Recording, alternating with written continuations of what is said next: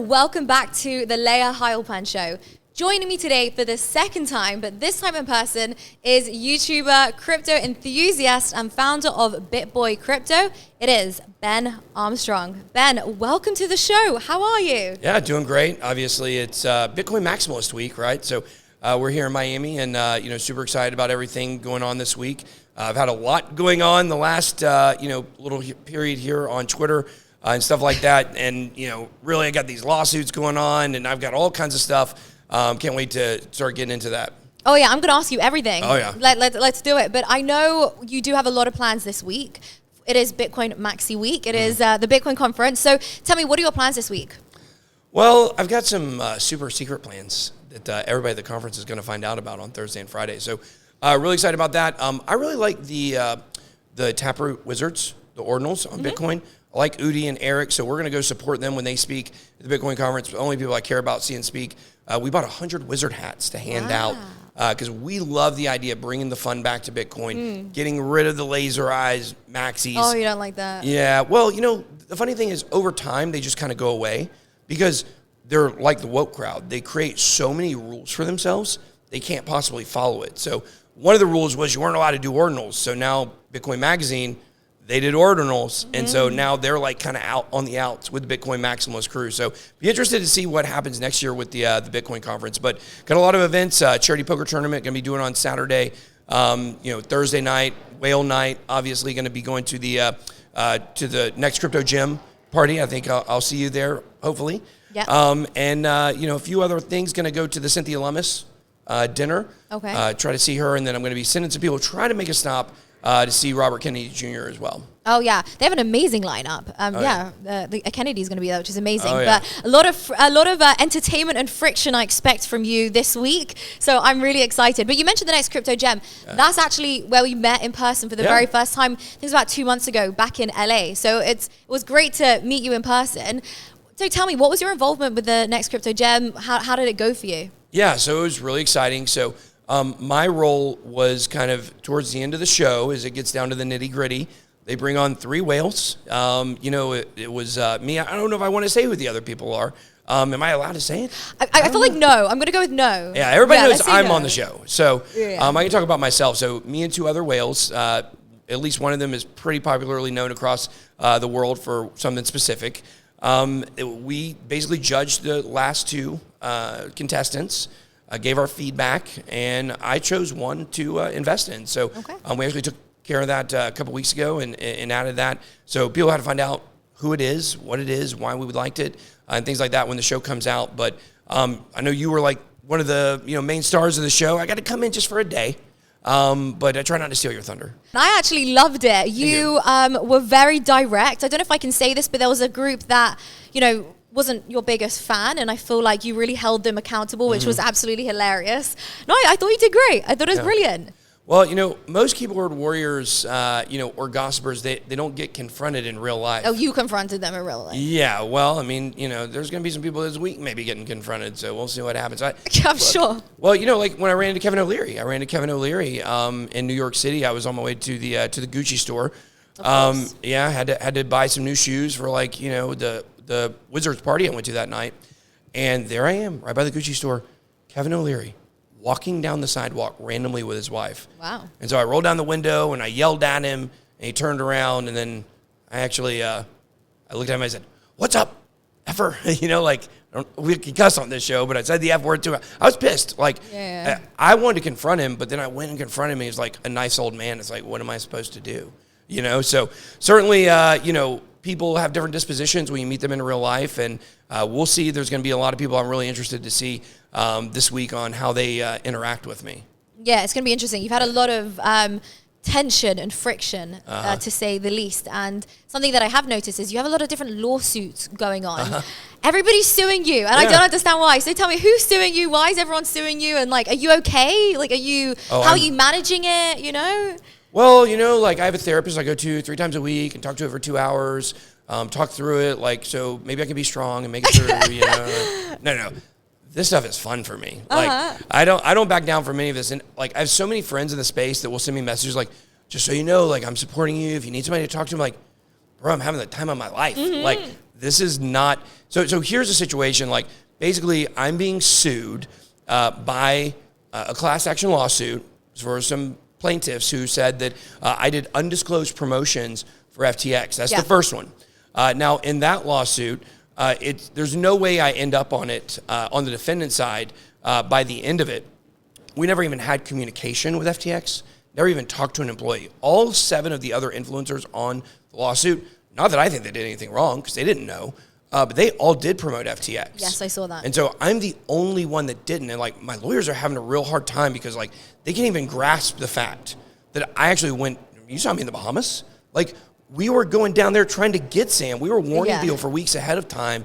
And so we think we actually know what's happened and why we ended up on the lawsuit, which is someone fraudulently misrepresented me as like maybe an agent. Never passed a deal to me, never passed a conversation to me. I understand. You understand? I understand exactly what you're saying. So the funny thing is, people are going to flip their lids when they find out that there's a good chance we're going to actually flip from defendants in this trial potentially to plaintiffs. But was that done on purpose, or was that done as part of just how these PR agencies work? Yeah. Where they have just a ton of influencers' names on the list? Yeah, so I didn't even know this one particular agency even existed until this lawsuit. So what's so funny is, you know, we got people out there representing me. We haven't done a paid, token or coin promotion on my channel since like January of 2022. Basically, all of 2022 and beyond, we kind of cut all that stuff out, or we did cut all that stuff out. We still do support some exchanges and some different stuff like that. But we just don't do a lot of promotion. So, you know, all during this period when, you know, some of these people were promoting it, we weren't even we didn't do any promotions between January and November of 2022 at all.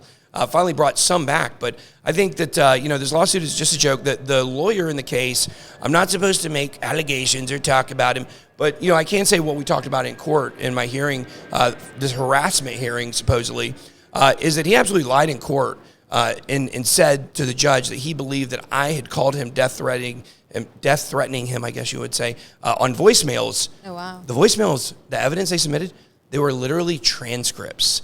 They were not audible. And so, like, I really wanted to press the judge. I really want to press it when this case moves on. Like, let's hear the voicemails, because he actually used his daughter and his plaintiff and said that they were terrified and came to him, like, scared, like, crying, like, wanted to buy a gun, all this stuff. Obviously, the daughter not wanting to buy a gun because she's a little girl, but the plaintiff, because he's telling them that I'm calling and death threatening him, and he knows that I never did. He knows that if those voicemails ever get released, people are going to see that it clearly wasn't me. I couldn't have, for the entire hour he said I was doing it, I was live streaming and making videos, and we have receipts of all of it. So that's the first one. The second one is, over Binance and the Binance affiliate program. So it's me, CZ, Jimmy Butler. Oh, y'all are going to love this. I can't remember who the other person is, but, it's Graham Stephan. Jimmy Butler was the star of the pre-Super Bowl commercial from 2022, early 2022, when Binance said they weren't going to do ads during the Super Bowl. And so what they did is they actually did an ad before the Super Bowl. And it was Jimmy Butler telling people, not on behalf of Binance, not to trust influencers or commercials that would be coming on during the Super Bowl around crypto. Literally that what it was about. It was literally speaking out kind of against FTX directly. Yeah. And, you would think conflict of interest for those two cases, but I've heard through the grapevine that the lawyer just hasn't done his due diligence. Supposedly they believe I'm one of the top affiliates for Binance and that I'm making over $1 million a month with Binance affiliates. We've made $87,000 in 5 years between Binance.com and Binance US on the affiliate marketing side. And so the numbers are just so crazy. He thinks he's going after this big fish that made all this money. Like, he's never going to get a dime from me, first and foremost. But second of all, like, this is a problem in America where anybody can just sue anybody for anything. And these lawyers, they don't really have costs because their plaintiffs are footing the bill, or they may be rolling the costs in, later on if they win the case. And it's like the normal person out there, you're just constantly fighting these lawsuits. Donald Trump Jr. and I talked about it. Like, you're just always in the limelight. People are always attacking you. They think you got money and they want a piece of it, and, come and get it. Yeah, it must be so difficult. I don't understand how you navigate life, how you still create content, how you go to all these conferences with all these lawsuits going on. Like, how do you do that? Oh, well, the lawsuits are like, especially the FTX one, it's a gift. Why is it a gift? It's a gift on a silver platter because I didn't do any. Like, I never promoted FTX. So there's literally zero credibility to anything that has been said about me on that case. Zero. I went under oath in my hearing, and I told the judge I had never communicated with FTX. We actually worked to prevent everything from happening, and we were warning people to get all their money off. And the judge was like, "Oh, you're under oath. Don't incriminate yourself." How can I incriminate myself when I'm telling the truth? Right. And I tried to push that point across to her. And, my attorney even was like, well, she's telling you to not to. And I'm like, what is it in this country where, like, you're discouraged from telling the truth? Like, I think people think, like, that the same way the SEC thinks retail investors are idiots. Yeah. Like, I generally think that the legal system thinks everyone who's not a lawyer is an idiot. Mm-hmm. And they're like, we're just going to self-incriminate ourselves all the time with, whatever we might say under oath. But the reality is, I knew what I wanted to say. I came prepared. I said it. I told the judge that he was lying about the voicemails, and I said my piece, why I was so irritated about it. And it's been great publicity for me. I mean, everybody knows my sponsor, steak.com. And they, I wore a steak tie into court. So it's real funny. Like, eventually the transcripts and, are going to come out from this, and people are going to see when, the other lawyer was trying to attack me for wearing a steak tie. That's going to make it to the internet one day. It's going to be gold. Yeah, that's going to be crazy. And I saw you had that meeting with Donald Trump Jr. Yeah. That's incredible. So how did that come about? Why did it happen? And what was the purpose? Like, what was the goal of that? Well, there's some people kind of behind the scenes working to, move Donald Trump into pro-Bitcoin territory. Yeah. Like, I believe if he goes pro-Bitcoin, he'll win. Because if you think of the demographic, and I said this on the show, of the average Bitcoin investor or the average crypto investor, it's libertarian. It's free thinkers. They think outside the box. That's how we all got here, right? Yeah. So those are generally independent voters, or at least a large portion of them. Your Republicans, conservatives, your Democrats, your liberals, like, they already know who they're voting for before the election. But there's a group of people that will go either way based on, the candidates and what's going on in the economy or the social environment at the time. And so, what you have is a whole demographic. If you just go pro-Bitcoin, Donald Trump, you're going to win them over. Mm-hmm. That's going to be enough to, push it over the top. Well, I think it'll be a wide margin in this next election. I don't think it'll be able to possibly be stolen. We'll see what happens. But Trump going pro-Bitcoin, yeah. I don't see it. He's such a US dollar maximalist. Yeah, so, like, they set up this interview with me and Donald Trump Jr., and the people who were setting it up, the idea is eventually get me in front of Trump, whether it's a public interview or whether it's privately. And I just want to explain to him why I think he needs to go pro-Bitcoin. Like, the fundamental misunderstanding I believe that Donald Trump has is that you can't be pro-America and pro-Bitcoin. Mm-hmm. Being pro-Bitcoin is the only way to be pro-American at this point. Our system is decaying, and it can't be saved over the long haul. You can save it for a 5-year, 10-year spurt, maybe a 20-year spurt. Like, they can do some things. But overall, the system's crumbling, and everybody sees it. And, the normal average person out there is scared. And with Bitcoin, we've got ways out to some of this. I believe eventually, Bitcoin does become the backing for a world reserve currency. We see all this stuff going on around the world right now. It's kind of scary with the BRICS nations and dual economies and digital yuan and all this stuff. And so, like, there's some secret weapons here that I believe our country has and Donald Trump has if he can just go pro-Bitcoin. So that's what my hope is, whether it's private or public. How likely do you think that's going to be, though? Well, I think if I talk to him, I think I'll talk him into it. You think you can? Oh, for sure. Yeah. I feel like his entire portfolio depends on the success of the US dollar. Like, he's invested, That is true to a certain extent, but I mean, he could certainly get invested in Bitcoin. I mean, it's not like it'd be that hard for him to do an OTC deal and add a large supply, become a Bitcoin whale. I'm sure he could do it, but it's really about, like, hey, Donald Trump, your numbers in your portfolios, they're cooked because the dollar is cooked right now. So it's better to jump ship instead of riding it all the way down. And talking about the DXY, if it breaks some certain, support here, it might rip to the downside. And that's going to be really bad for a lot of people out there, a lot of portfolios, but not bad for Bitcoin portfolios, most likely. Oh, it's going to be amazing. I don't know. I wish you best of luck with that. I hope you're able to do it. I'm kind of like very skeptical about Trump being able to see things differently and become pro-Bitcoin, but I'm open. Let's see. Yeah. But this brings me on to my next topic, which is regulation, because right now we're seeing huge regulation globally. The EU today actually just introduced more regulation, wanting to have every crypto transaction to be identified, which is stupid in my opinion. But the US, how do you see it panning out over the next let's say even 2 to 3 years, the SEC, everything, with securities, I feel like you're very involved in that right now. Before we hear what Ben has to say about regulation, here's a quick take that I wanted to share with you. Now, governments all around the world are regulating cryptocurrency. Some are encouraging its adoption, but others are hurting it. And so I'm noticing a trend of more blockchains becoming more compliant. Because financial institutions that want to implement blockchain solutions need infrastructure that allows them to be more compliant directly on-chain. Corium, an enterprise-grade Layer 1 blockchain, seems to have all of these features on its L1 infrastructure and is compatible with ISO 222. While I don't like regulation, what I am seeing is if the crypto space doesn't become more compliant, it will face severe backlash from regulators. So let me know your thoughts in the comments below. Are you for or against regulation? Let's see what Ben thinks about crypto regulation in the US. We had a bill for a digital asset commission.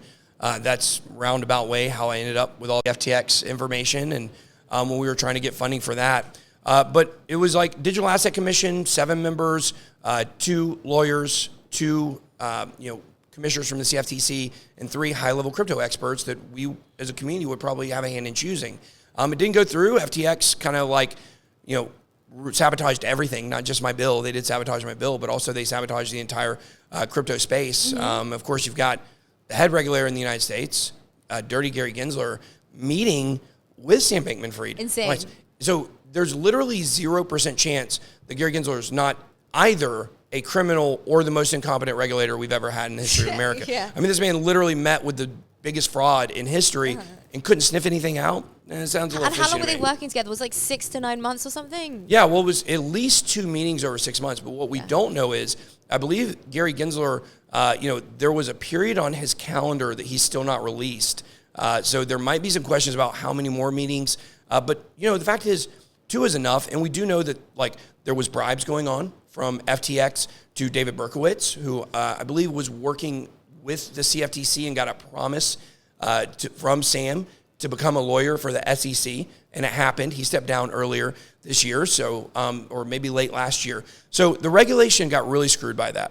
Now they're looking at stablecoin regulation. They're looking at so more simple things than I think that we might have been looking at otherwise.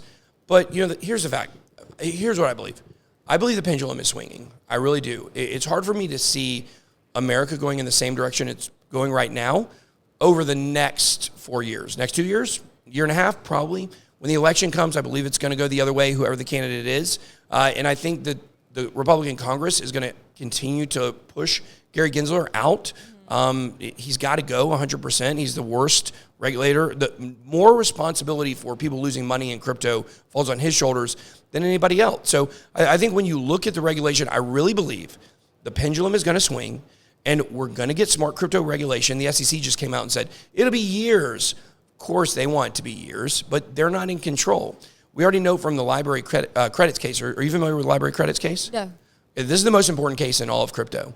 It's more important than the XRP case, for sure. And the reason is because library credits, the LBC token. Oh, yes. I've heard of this. Yeah. So it lost its case versus the SEC. Yeah. The SEC said it's security. Well, there's 2 phases. We're all learning this stuff, right, as we go in crypto. There's 2 phases to an SEC case. First phase is, are you a security? They lost that one. The second phase is, what do we do now with that? Yeah. So the judge in that case, under the witness, the expert witness, John Deaton's words on the situation, the judge already decided in that case that the library credits token on the secondary market is not a security. Only the sale was. And they fined them $22 million. It just came out this week. The SEC has filed to slash that $22 million fine all the way down to $111,000. That shows you the SEC is losing power. They're not going to be able to regulate the secondary market. This is the only case of precedent we have in crypto for a coin that's actually, in a sense, regulated, which is a library credits token. The sale was a security. The coins are not. They're on the secondary market, and that's a good roadmap for us going forward with crypto. If you have any utility at all for your coin, then it shouldn't be considered a security. The sales can certainly be attacked, and the SEC will go after that for enforcement and money purposes. But I feel that it goes deeper than just politics. I feel that there's this push for more control, more authoritarianism. they're looking at central bank digital currencies. You know, I think over 90% of world banks are all looking to implement a CBDC. So how do you see that playing out then versus, okay, so the pendulum might be swinging the other way, but CBDCs are coming. Well, we had Ron DeSantis come out in Florida and ban CBDCs, say they're not going to be allowed here. We had, I think Texas did the same thing. You're going to see a big movement of places that are led by Republican leaders to want to do that. Now, can they stave it off forever?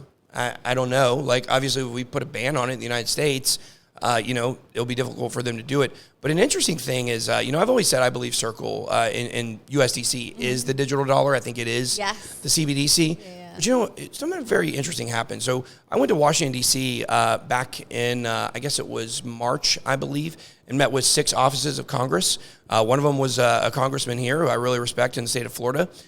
With his people, and we had a lot of really interesting conversations. First of all, not one of these offices knew about the library case, which I thought was very fascinating.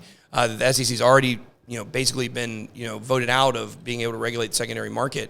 But, something else that happened along there is we were just having like all kinds of conversations with these, political minds and finding out like how much they don't know about the heartbeat and the everyday of crypto. And it's really concerning from a standpoint that, we've got people regulating the space, even people that have well intentions, and they don't understand crypto. They don't understand the culture.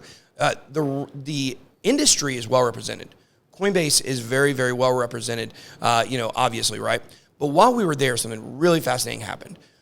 We got invited to go to, I can't remember exactly what the name of it is, but it is like a right-wing think tank. Okay. I cannot remember what the name of it is. Maybe somebody will, come up with it. But we went there and we met with these people just because somebody follows my channel and said, hey, come on out here. And so we went out there and met with them. And then while we were there, they were doing a talk on CBDCs there at the place. And it was very interesting. I didn't listen to the talk, but I found out the person giving the anti-CBDC talk was Alex OLeary, the son of Jeremy OLeary, the CEO of Circle, who's behind USDC. Interesting. And so I really started thinking about that and, thinking about how there's a lot of people rising up saying they're against CBDCs. Obviously, we know there's some version of digital money coming for America. For sure. And what if it's going to be USDC, but it's not going to be a CBDC? It's going to remain a stable coin. That would be why, unless it's like just OPSEC or something, that would be why his son is going out there saying, no CBDCs, no CBDCs. We have USDC on the Ethereum blockchain and all the other blockchains that it's on. This will work. And we might see some kind of hybrid to where we get, some level of anti-privacy, protocol on top of USDC, where it doesn't become completely, permissioned, where they can see every single thing, but certain aspects, of your daily transactions will be viewable and they will be linked to you. I just think that's something nobody's really thinking about, is it may not be a CBDC. It could be USDC taking on a different look, because I think a lot of the, permissionless and the open and the transparent stuff is something the government, does want. They want to know everything that you're doing, and they want people to be able to track what other people are doing too. So making it completely private means the banks won't be able to get access and see what's going on from the government's perspective. Leaving it open and all the banks having in to watch what you're doing without having to create that CBDC. That's a really interesting take. I actually totally agree with you. The way USDC regained its peg without crashing and just destroying and blowing up the entire industry made me think, who's behind this? Like, who's really behind this, What do they want with it? What's the future of USDC? So I now don't hold any USDC for that reason. But no, I totally agree with you. But my only thing is, I feel that they won't let go of an opportunity. They won't let go of an opportunity to have further control and further influence over every single transaction that we do. We even see it with the internet. So I kind of want to talk a little bit about censorship, because I know it's not just politics, but it's crypto which gets censored quite a lot. I've seen a lot of crypto YouTube channels just be taken down out of nowhere with no strikes. Have you ever had anything similar happen to you? Oh, yeah. I mean, certainly we've had a lot of purges in the crypto YouTube space. Going back, I believe it was around Christmas of 2020, maybe it was 2019. 2019 at Christmas time, a lot of channels, including mine, got taken down. Oh, wow. It was a problem with the algorithm. Here's what people don't understand about the YouTube algorithm, okay, is that you think that when they give you a strike, that there's someone that can explain to you why you got the strike. Yeah, that's true. And everybody's really frustrated, right? Because all you got to do is tell me. Well, there's a little secret that Google doesn't want you to know is they don't even know why your video got taken down. If you're a big influencer or a big YouTube channel and they have a reason to manually review it, then they will put a person to manually review it. They're just watching for whatever. They don't have a certain part that they're going to like, okay, is this good? Is it bad? It's just the AI is triggering, the algorithm is triggering based on things that you're saying and based on the inputs that Google and the controls and a lot of the stuff you're saying, put on top of it. There is nobody there at Google that knows exactly what you did on your YouTube video, and that's very, very, very frustrating. So that happened in crypto several times, like 2 or 3 times over a 2-year period, where like all kinds of channels got strikes and went down.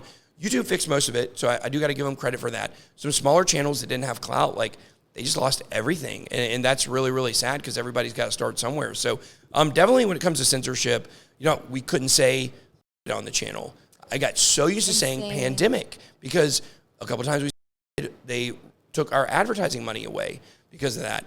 I actually had a whole other brand I was doing, the CEO of Facts, on TikTok, that's where I blew up. You did blow up. What did you get, like 5 million? I had 3 million, and then my account got hacked. And it's a long story, but it's still in purgatory like a year and a half later. Hopefully I'll get it back one day. But, I really blew up, doing several different things over there. But one of them, because I was thinking maybe the crypto thing isn't going to work. This is like, late 2019, the depths of the market when I started that TikTok account. But I started growing it and doing different things. One of the things was I covered the pandemic. And at the beginning, I was scared. At the beginning, I thought, like, you saw this stuff coming from, Spain and Italy, and you're like, ooh, this doesn't look good. Like, it's coming to America. Like, people are dying in the streets. And it gets here. After about a month, everybody's like, hold on a second. Like, these numbers aren't quite matching up. And on TikTok, it got to a point where you weren't allowed to talk about that stuff on there. And so I did a daily show every single day where I gave all the numbers and talked about the breakdown and what was really going on. And I never could get any of those videos on YouTube, in the ads program. They would remove them because simply talking about COVID was discouraged. They didn't want you to talk about it. Of course, unless you're fear-mongering. They love that. And I think this goes back to your point, hinting at the WEF, certainly, right? There is this movement to kill Western civilization. Mm-hmm. That's what they want. That's why there's really nowhere we can go that's safe, because they want to crush our way of life everywhere. The elites want to stay the elites. They want the plebs to stay the plebs, I guess, so to speak. That's why they're looking at changing the credit investing laws to make them tougher, while, like, I'm working, I've got a state bill in California to make them easier. They don't want you to be able to win. And so when you look across the world and you look at this plan that they've had, this Great Reset plan, it failed. The Great Reset plan has failed. In the last Davos at the World Economic Forum, tons of questions about it, you started to see them changing direction. And I think that they were very bold and thought that they could just broadcast this plan and not hide it, and that they could just run over us.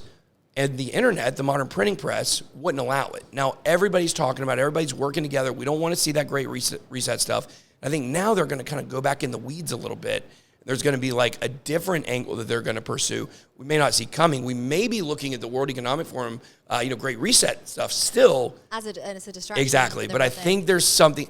The fact that we all know the term Great Reset, that's their plan. That tells me that they're probably going to do something different. And they said that at the World Economic Forum. They said that their agenda had not been working. I think that they were surprised at how, as you put it, the internet, the new printing press didn't allow it. That's such a nice way to put it. But the foot is not off the gas, though, in my opinion. They're just going to have to change strategy. Yeah. I don't know whether climate change is a way of doing it. I don't know whether the whole, trans thing is a way to get to the kids and indoctrinate them and destabilize the next generation. I don't know. But it's happening through censorship online. It's happening through the money. And, you mentioned LBRY, and obviously they came and shut LBRY down. But they were great because, you know, they were this decentralized platform where you can say all sorts of things. You know, there's Rumble, but Rumble concerns me because it's not decentralized. You mentioned TikTok, but TikTok now, you can't even say CBDC on TikTok. No. I've been shut down a million times. You can't even say Andrew Tate on TikTok. Did you know that? Well, when I talked about Chinese censorship of, I think it was like the riots that were up in Minnesota and Minneapolis, the guy's name that, the cop killed up there. And those when the first riots were going on during all that stuff. And it was really bad. And I was like, couldn't believe that we were seeing all this footage from that live in real time, basically on TikTok. And I said something to the effect of, like, you would think with, China being in control of TikTok, with Chinese censorship, that this might be something that they would not want people to see. But good for China. They're letting people see this. And just mentioning censorship and China together on TikTok permanently got me shadow banned and blacklisted on TikTok. Right. Yeah, which is crazy. So out of interest, how interested are you in other decentralized projects? There's one, for example, which I really like called TommyNet. So they're building a decentralized internet. So anyone, anywhere in the world is able to access this internet. And it's a full infrastructure, VPN, privacy coin, whatever it is. Would you be interested in trying something like that? Well, certainly. I mean, privacy is something that is gone right now. I was actually in Estonia a couple weeks ago or last week, and we had a policy roundtable with a lot of the regulators and government officials, a lot of business owners, that integrate blockchain, some experts from some different areas. And there was, a guy there that was talking about, all of this and the decentralized internet and privacy. And, he said that basically, people don't see what has been taken from us. But they said that when it came to Al-Qaeda, so Al-Qaeda was actually trying to launder money through, I believe it was Decentraland, with the metaverse platform, the crappy metaverse platform, right? And it wasn't just Decentraland. Some of these other metaverses, Al-Qaeda was going into them and trying to money launder. Well, something happened. The first year they observed it. There's a guy from Norway, unbelievable guy. They're all up in it works for Ernst & Young in Norway. They're all up in Decentraland, and they know how crappy and terrible it is. But they discovered that Al-Qaeda was going and money laundering $50 million 3 years ago. 2 years ago, the number was $25 million. And then last year, the number was 0. Oh, wow. And the reason why is because crypto is traceable. Like, it's not what everybody thinks it is outside of Monero and maybe a few other privacy coins that have really pirate chain, ones that really stuck to their guns or stuck to their cannons. But the fact is that, when you look at all of, which, by the way, Al-Qaeda actually launders money now through Roblox. Oh, do they? I didn't know that. What they'll do is they will go inside of the game, and $10 at a time, they will go to a random person in the game, probably a kid or, teenager, and they'll say, hey, I've got $10. Can I give it to you? And then you give it right back to me? Wow. And if they say no, or they question it, they just walk away and they go find the next person. That's actually where they've started doing a lot of their money laundering. I found that out as well, which is, really, really insane. But when you look at blockchain, this is why Elizabeth Warren is so stupid. I call her Pow Wow Chow, right? Because she plagiarized a cooking book from Native Americans back, I think, maybe about 20 years ago or so, literally down to the line where it said, one Teflon pan or whatever Teflon pan. I don't cook. I'm just going to be honest. I make a mean bowl of ground beef. That's about all I do. Maybe a bowl of cereal. But the Teflon pan specifically stole it word for word, even though it wasn't even necessary to put it in there. And she's just so disingenuous and inauthentic. And, she's like attacking crypto, saying we're all criminals and that everybody that uses it, is breaking the law. No normal person would need privacy or need, those kinds of protections. And it's just absolutely asinine. We see what they're doing. They're trying to take away all of our privacy. They're trying to, make it to where all of crypto is painted as, criminals and money laundering. It's just simply not. Chainalysis said it's like less than 0.1% of all transactions. And so I think it's time we really start looking at the real frauds in this country. And it's the people like Elizabeth Warren, people like Gary Gensler, the people that work for the banks, the people that funnel questions to the SEC so they can have, study time to figure out how they want to answer it. You see what happens in a real-time hearing when the Republican Congress went after Gary Gensler when he didn't have the questions. So ultimately, I do think that privacy is very important. I think we're going to see a lot of protocols, a lot of VPNs come into play here. But countries don't like you being private, and they're going to do everything they can. Of course, there was the bill maybe trying to outlaw VPNs or whatever it was a couple weeks ago or a couple months ago. So everything is changing very, very fast. And I think that it's definitely, an area that we've got to learn a lot more about. Absolutely. Given everything that we've spoken about, we need a solution. Yeah. And I'm so excited. That's why I'm excited about what Tommy's building. I'm excited. I also like Monero as well. I'm a big fan of privacy. So I'm really excited about all of that. Now, it's been a huge week in the crypto markets. I've seen you tweeting. We're going to get to hashtag Ben in a minute. But before we do, I want to get your take on what is going on with these shit coins, these meme coins. I saw you tweeting about Pepe. Like, what caused this run? And were you holding any Pepe? Can you tell us, did you make any money on Pepe? I made a lot of money. Let's hear the whole story. I turned 2 ETH into $200,000. That's insane. With Pepe, and then parlayed it into some gambling on stake.com where I won a bunch more money. I bought a Bored Ape. I bought a Rolex. There it is. Just this week? Well, no, it was about 2 weeks ago when I was here for the hearing. Oh, okay. So I went straight from the hearing up to Aventura Mall after visiting the mid-tier designer mall. And went to the Aventura Mall, and they just happened to have one Rolex in the Rolex store. They don't really sell Rolexes at the Rolex store. And so the mid-tier designer, a mall that's right over here, said that I would never be able to find one in the store. And then an hour later, I found one. I told him I would be able to do it. So, but anyways, I went up there and had some fun and got that, bought some Gucci stuff, and put a lot of the money back into meme coins, and then they continued to roar. And but what happened? What caused this pump? Yeah, so that's a great question. What people have to realize is, I will just say this. I don't like it when people call meme coins shit coins. And the reason for that is shit coins were around before meme coins were a popular niche, okay? So I had this discussion on Twitter Spaces the other day. So many of these people are new. They're brand new to crypto. They're brand new to NFTs. Meme coins are not crypto. They don't have utility. And that's okay. If they want to use them like gambling, that's okay. I had a lot of fun doing it myself, but it's not crypto. It's not pushing the use case forward. It's like the meme stocks.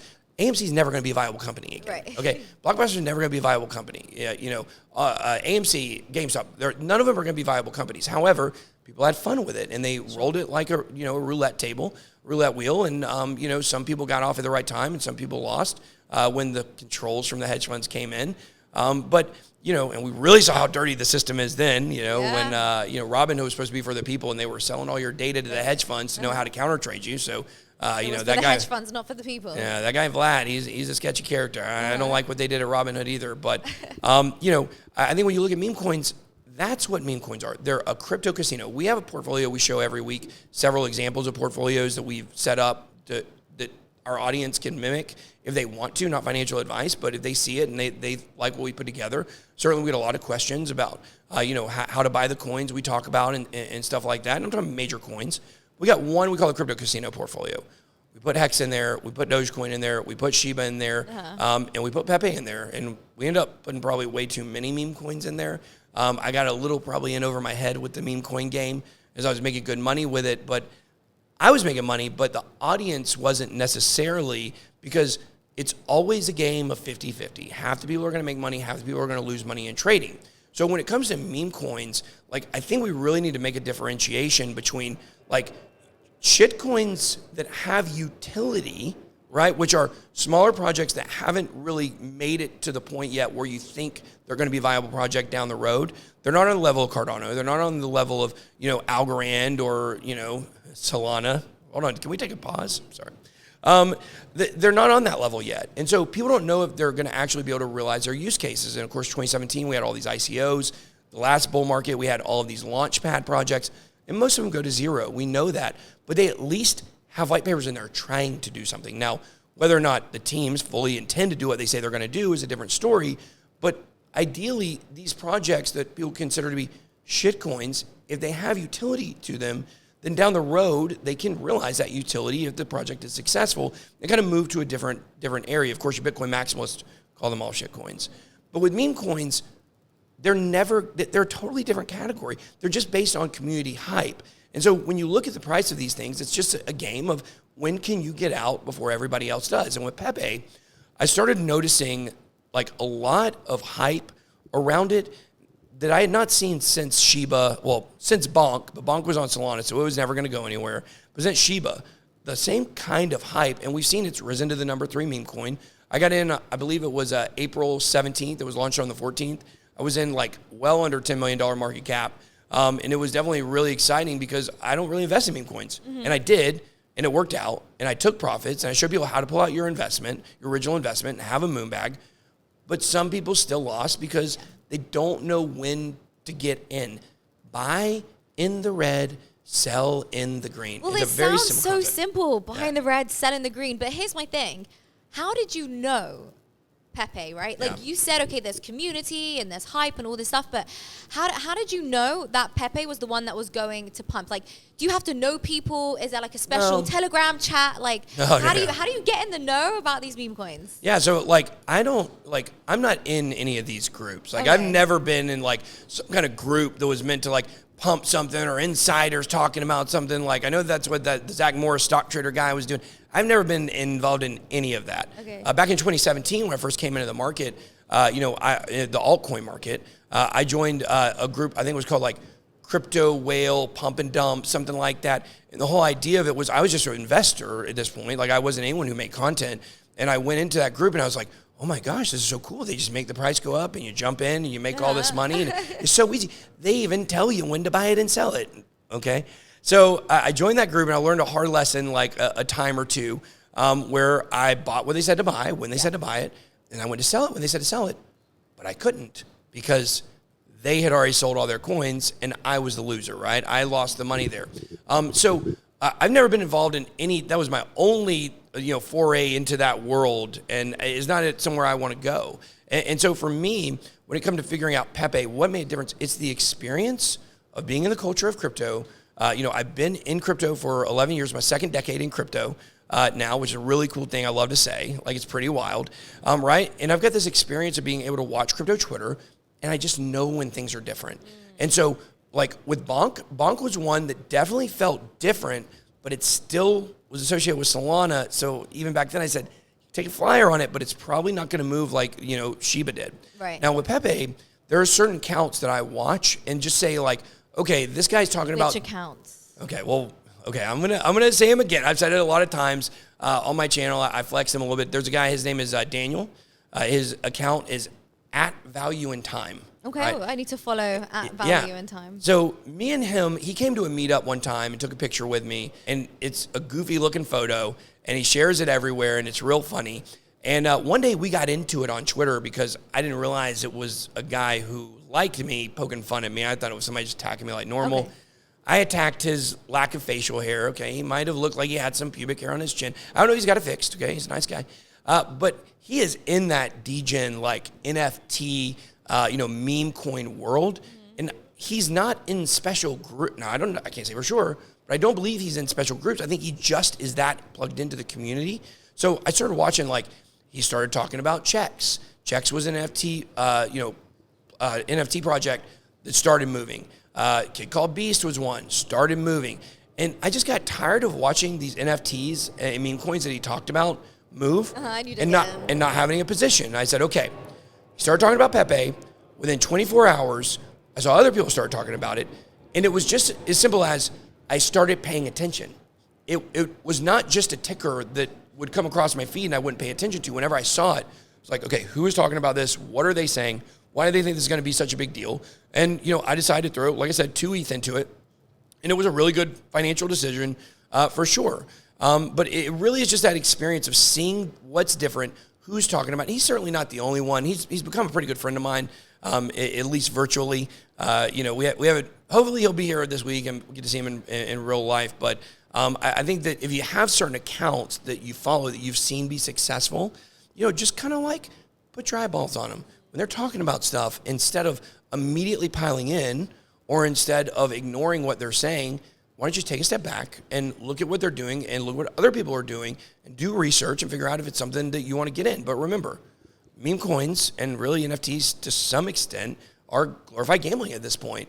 I think that'll change in the bull market. There will be some actual, analytics that will tell you, this project might be better than this one. But right now, that's where we're at. And there's a lot of liquidity that needs to move from the sidelines into crypto. If you really want to know what I've heard and what I believe about this meme coin pump is the meme coin mania has been driven actually by VC money. VC companies or VC funds that want to get back into crypto in a big way for the next bull run, who might have been sitting on the sidelines and missed the bottom, and they're using the meme coin, they're pumping the meme coins in order to get liquidity for themselves to bridge back over to the real world of crypto, where they can get back into the projects like Cardano and Ethereum and Binance Coin and Polygon, the whole 9 yards. What confuses me is, how do you know when to sell? Because you said, it's basically like gambling, and it really is, especially when there's just no utility and it's literally just a meme coin. So how do you know when to sell? When it starts going parabolic, you sell. Correct me if I'm wrong, but I feel like, you could sell after a 2x. Yeah. And you'd be like, wow. But then you miss a potential 5, 10, or 20x. So do you need to have like a strategy in your heart where you're just like, a 2x would be really good for me, and if I take that, that's enough, and I don't need the 5, 10x. Like how do you mentally navigate when to sell? Oh, certainly. This is a really great question, because this is something that I talk about a good bit. So let me back everybody up to when I was first starting to get bigger on YouTube. I did my channel for 2 years and nobody watched, and worked very hard, making 2 videos a day. I just thought like nobody cared about my opinion in crypto is kind of what I felt like. However, I learned like I just wasn't that great at making videos back then, and so I got better at making videos. And in 2018, I went full-time crypto, and I wasn't making enough money to justify that. Me and my wife and my kids, we sold our house, and we used that money to kind of get by in some side hustles for a couple of years. And I promised my wife that when I got into crypto full-time, the reason was because I was tired of living paycheck to paycheck, and I wanted to own my own home with cash. I didn't want to pay a mortgage. I didn't want to have to worry about like, am I going to be able to pay it this month because I'm living paycheck to paycheck. And so in 2020, I had a really hard decision in front of me, which is, I had a home that I promised my wife. We've been in a rental for almost 2 years, about a year and 2/3 at that point. And I was coming up on that 2-year deadline. And I had enough money in crypto to where I could cash out. I could buy a home. Like, we live in the Atlanta area, so like we have good housing prices. So like a 3,000 square foot house, it was about $275K is what we paid for it. Back in I think September of 2020, and it would have been so easy for me to leave all the money in crypto and just say, well, I don't want to sell, because if I sell, then I'm not going to be able to realize the maximum potential of the portfolio. But I got what I wanted. Yeah. I did it. I met my goal. I got there. And so I was able to do that and still have, like, at this point, like, I pulled all my money out. I think I only had about 100 to 120K left in crypto at that point. Yeah. And that went from September to New Year's. That climbed all the way to $1 million. I became a millionaire for the first time in my portfolio. I believe it was like on New Year's Eve of 2020. Nice. So we had into 2021. And so the message here is, set limits for yourself, set goals for yourself. But when you get there, don't change your mindset. Like, don't get greedy. I did it, and there's a big accomplishment. When you have targets for where you want to be in your life and where you want these gains to go with these coins you're investing in, they don't go up forever. Like, if you say, hey, I want to change my financial situation, and a 5X is enough to do that for you, then take those profits. Nobody ever, feels bad for taking profits down the road. There's no shortcuts. You got to learn. You got to do it the right way. But you have to set those limits for yourself and then follow them, or else you're going to end up being too greedy. I don't like this mindset of, look, this is a personal preference. Certainly there are people out there that are like this, but they look at every single thing they do as an investment. Like, my Lamborghini is not an investment. My Lamborghini is a sports car because I want to drive a friggin' fast car that's bigger and better than everything else on the road, right? Yeah. I enjoy that, right? Like, I like to buy designer clothes. Other people like to travel around the world, and that's what they spend all their money on. And people don't seem to judge those people, right? But people spend it on material possessions or whatever. They seem to be like judged a little more harshly on where they want to spend their money. But the point here is that everybody's money is not yours to worry about, right?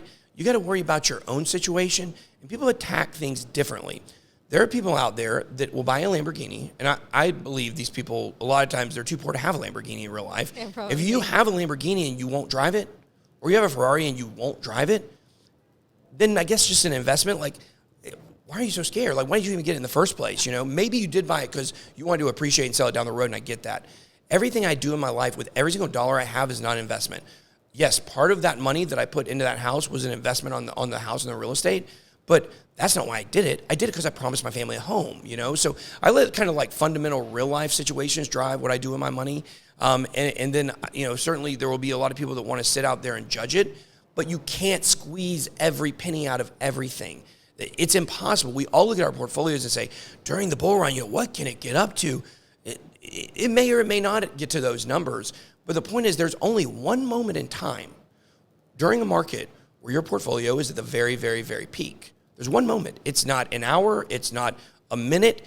It's a moment where it flashes up there. Whatever coins you have, they might be pumping on that day, or Bitcoin, whatever, and then they come down. You've got to know how to sell and take those profits. And with meme coins, when the price is going parabolic, you got to pull out. And we did several videos on my channel showing people this, right? But of course, nobody wants to talk about that. They just want to say, you talked about meme coins. We showed people where you're pulling money out of them and taking profits. And I wish that more people had done that. I had a guy who messaged me a very hateful message, but a very hateful post. He was a friend, someone who I'd worked with the FTX case. And he actually, he said, I bought the top of Pepe, and I sold the bottom of it to get in Bitcoin, which was this coin that was pumping that, you know, I'm taking over. But he bought the top of it and then sold the bottom of it. And he was mad at me for it.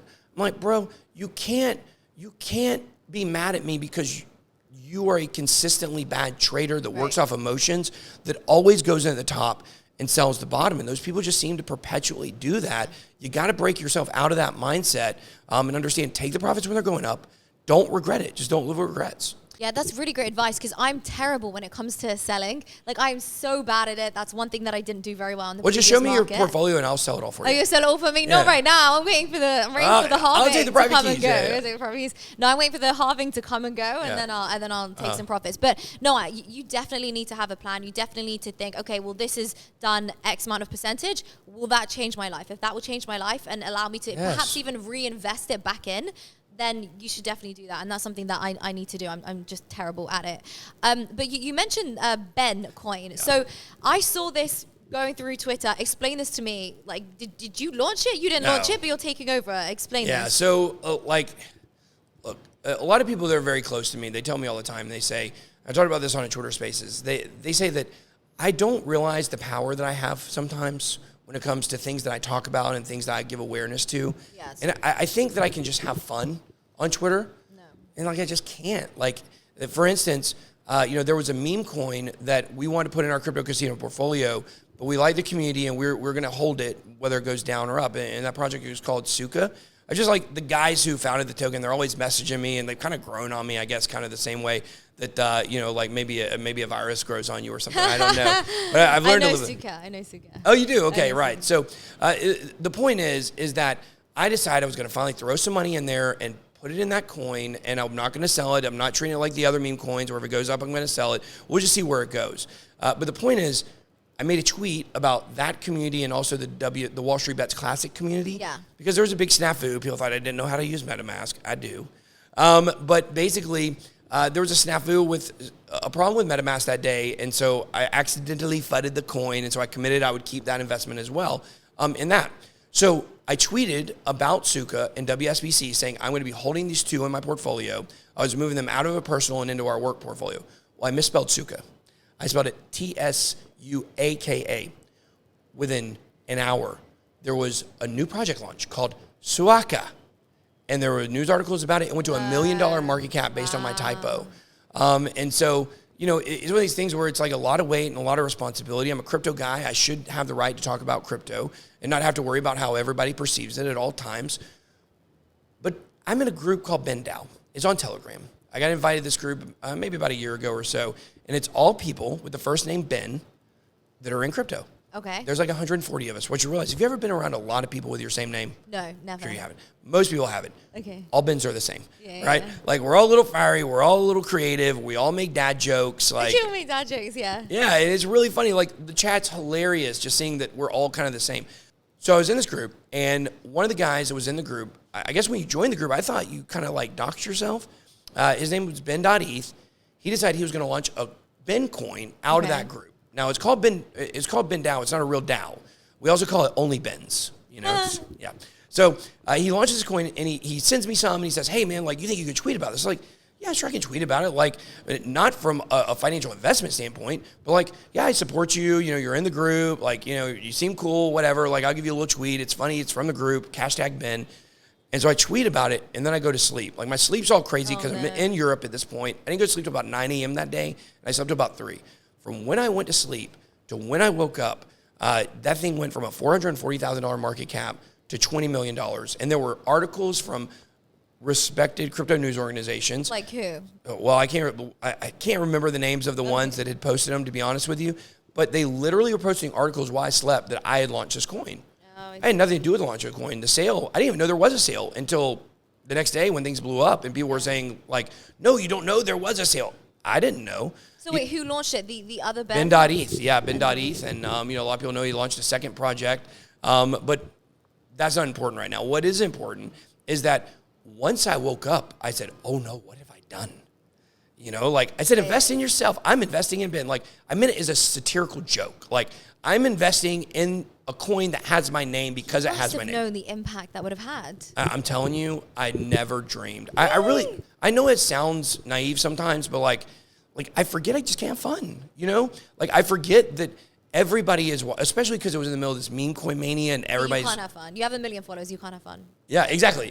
I don't know what the number is where you can't have fun anymore. Well, that's a good point. Somebody actually told me from 50,000 followers upwards, you can't have fun. Oh, it's from 50K onwards. Yeah, that's also when like it stops being fun. Yeah, because that's when you get so much like hate. Apparently, it's 50 to 100K. Anything under is good fun. I love the hate. It doesn't bother me at all. Yeah, I know it drives you. Yeah, I've got a chip on my shoulder, and you know that's probably why I'm successful, and or it's driven a lot of my success for sure. You know, I don't want to tell the story about Amanda Biffle breaking my heart in the 2nd grade. Who broke your heart? No, she broke my heart on Valentine's Day in 2nd grade, 1992, and I've been angry ever since. I'm just going to say it. I love how I wasn't born then. What's that? I love how I wasn't born then, but you've been angry ever since. So without her, we wouldn't be here? Yeah, probably not. Probably not. She just would have given me a Valentine's Day card. What's her name? Her name's Amanda Biffle. Oh, Amanda. So yeah, I'm sure she's married. It's not the same last name. It's a funny. I talk about it a lot. It just was a real person in 2nd grade and 1st grade. But you've been angry ever since. I love it. Yeah, I mean, I got her like one of these really nice Valentine's Day cards that had the sucker on it that stuck into the like kind of like fold out, like pop out 3D card. Aww. And you know, I went back to my desk. You were made to give a Valentine to everybody in the class on Valentine's Day in elementary school in America. I don't know how your experience was. Yeah, no, it wasn't like that. Yeah, so you would make like this little like mailbox and people come drop them in. I gave her, put it on her desk, and I went back to my desk. I was the only person she didn't give a Valentine's Day card to. I was absolutely crushed. I've been mad ever since. But the point is this. As we move back to talking about Bitcoin, no, I really had no idea. I had no prospects for like basically a couple hours before I tweeted. The value of what I owned was nothing. Like literally far less than an ETH. And when I woke up, it was worth like 20. And I was like, oh, so like it began this process of me like contacting Ben.eth and saying like, look, man, like if I'm going to be involved in this, like I need some assurances. Like, are you doxxed? He was like, no, I'm not doxxed. And so I basically had to come up with some ways that if something happened, I could hold him accountable. And so I was actually able to do that and secure some information to where, you know, like I knew he wasn't going to rug pull because I was going to be able to hold him accountable, like I said. And so I had assurances, but everybody else didn't have assurances. Well, he didn't lock the liquidity pool because obviously he would have had to do KYC to work with a third-party company, and that was the whole thing he didn't want to do. So the liquidity pool was unlocked. People had a lot of questions. The Ben guy, like, there's definitely, you know, kind of like me, he's controversial. Some people like him. Some people don't like him. Some people are cheering him on. Some people want to see him fail, want to see him go to prison, whatever. But there was a lot of questions about the Bitcoin project. And I was on my way to London from Estonia, and I was just sitting there thinking, I had no Wi-Fi on the plane, 2023, whatever. But I literally just had 2 hours to sit and think to myself, and I just realized, like, I needed to take it over. Like, we're going to have the Bitcoin Foundation is actually going to be, you know, who's in charge of it, and I'm going to be the chairman of the Bitcoin Foundation. But I started developing a plan. And so later this week, I'm going to finalize that deal, and we've already got it worked out, and I'm going to get all the liquidity, going to get, you know, 75% of his tokens and stuff like that. We're going to have lockup schedules. We're going to be releasing a full roadmap. So what's really cool is, as an influencer, I can't really launch my own project because there's so many problems with that. Like, maybe if I move to Dubai, I can, right? Yeah. But even then, like, just for me morally and ethically, like, I just knew it was something I couldn't do. And so now, somebody else did the sale. I'm not legally liable for what happened before, we started getting involved in it. And so what that means is that I actually now can take control of a project from, we're a community project. So like, I'm not fully taking control. Like, we're voting on the logo. We're having a logo competition. The community is going to make the new logo for it. And that's the way I want everything to be driven, is community based. But what's really cool is, like, there's a lot of stuff that I want to do in crypto. Yeah. A lot of things. We try to raise money for our bill, try to raise money for political lobbying, and nobody wanted to give money. It was a bad time in the market, sure, but nobody wanted to contribute directly to government regulations. Now we see where we're at, right? Maybe people would have contributed more money. We could have got a little bit further, and maybe we wouldn't be where we're at with the lack of regulation right now. And so now with this project, with a liquidity pool, we're going to be able to make returns on the liquidity to where we'll get those in ETH, not even in the Bitcoin, and we can sell the ETH, and we can fund things that we want to do. So we're going to take a 4-pronged attack at this. Roadmap will be coming out basically as soon as our acquisition is complete. But there's 4 areas we want to attack. Number 1, crypto media. Crypto media is awful. Yeah. Okay. Cointelegraph, I don't know if you know this, Cointelegraph's going down. They fired half of their people last week. There's all kinds of receipts of them covering up rug pulls. I think CoffeeZilla's maybe going to do a video on it at some point. I've always called them Cointelelie. They were started by an early Bitcoin whale in Russia named Grisha Fishman. Nobody knows this. You can't look this stuff up. You only know if you're in the industry and know people that work there. And it was always a mouthpiece for controlling crypto. Well, they just did paid promotion after paid promotion for any project. They didn't vet anything. They were covering up rug pulls. So they didn't even, when they fired half their employees, they didn't even give them their severance. So every employee at Cointelegraph is a 1099 employee, including the CEO. That should tell people something. So number 1, cleaning that up. You had CoinDesk. Obviously the value of that is not worth anything. You had Digital Currency Group behind it. You have The Block, which was paid $27 million by Alameda, right? And those articles that came out from The Block were not great. Yes, exactly. So still no one has gone back and tracked all of their coverage of, Solana and FTX over the years. No, they haven't. No, I would love to see a video on that. It's an in-depth video. But, Decrypt is one. I kind of like Decrypt. To my knowledge, I don't think Decrypt is sketchy. Maybe they are. That's the one that I generally give the most respect to. But we have a problem of bias and paid promotions driving the news, and big investors and VCs, that are on the boards of some of these companies driving them. And we need something that's decentralized and unbiased. And so that's one area we're going to start attacking. We're going to start building that out. Don't know exactly what it's going to look like yet. Number 2 is going to be what we're calling strategic education. So we're going to be doing all kinds of things. One thing we're going to do here is we are going to use part of the money from the liquidity pool to buy a copy of my book, Catching Up to Crypto, and put it in every single library in America. So everybody has access to go somewhere for free and pick it up. Then we're going to try to move it into all the high school libraries and all the college and university libraries as well. And because I don't want people to think I'm buying my own book up to make money on a loophole, we're going to take all the profits we make from those wholesale orders that we do, and we're going to roll those back into the project. So I just don't want anybody to get the wrong message on what we're doing. We're also going to be having like grants. Once the governance side of Bitcoin is done with a V2 contract, we're going to be making staking and governance where you stake your coins, you don't lose them, you just stake them to vote, and you're able to vote on like different proposals that we're going to have. So one of those is going to be like a grant program where we're going to pay for and fund and give materials to people all across the country that want to establish their own crypto workshops and their own educational seminars about crypto to teach people in their area. So that's something we're going to do. We're also going to be using our BitLab Academy, very strategically as well. We hope that eventually maybe this is, or not maybe, we do believe that this eventually will be, the educational resource in America for the education system. So getting that accredited, moving into schools is something we want to do. Number 3 is lobbying, right? It's regulations. We want to pour money into the political space. And if this project does well, like basically when you trade Bitcoin, you're helping crypto. And I'm not saying that from a standpoint of like, go trade it today and, go get your bags. I'm just saying literally when you trade, that trading volume becomes liquidity pool earnings, and that is rolling into crypto adoption. So when you're trading Bitcoin, you are actually helping to fund pro-crypto candidates, sponsor pro-crypto bills on the state level, federal level at some point, and really change the direction of this. No one has ever done what we're doing with a coin. It's its own niche. It's going to be its own category. It's certainly not a meme coin. Number 4, public awareness campaigns. So what this means, we're going to do advertising campaigns, billboards, maybe some planes with some, maybe some flags behind them. We'll see what happens. That all sounds so incredible. You are pushing for mass adoption. I love it. It's incredible how you want to put that money, reinvest it back into all those initiatives. I'm so excited. So I hope it goes amazing. I'm excited to see people learning. I love Be Everywhere Now. I'm excited to see the billboards. It all sounds really amazing. So how can people, follow everything that you're doing? How can they stay in touch with you? How can they get involved? Okay, so I'm very easy to find. I'm probably the easiest, most hated person on the internet to find. So just, if you search Bitboy Crypto, you'll find us. Bitcoin, you can look it up on CoinGecko. We're currently around like 500 or 600 on overall market cap over there. A little bit lower on Coin Market Cap at the moment. But if you look up, Bitcoin on CoinGecko, you can get access to socials and other things on there as well. And as far as I go, it's easy to find me. If you want to know who I am, you just look up Bitboy Crypto. You'll find all kinds of stuff about me. A lot of it's not true. Some of it is. But either way, I'm not afraid to speak my mind, and you're going to get a real, raw, authentic experience when, you join my community, the Bit Squad. And, it's all about fighting for crypto adoption. Let's get it.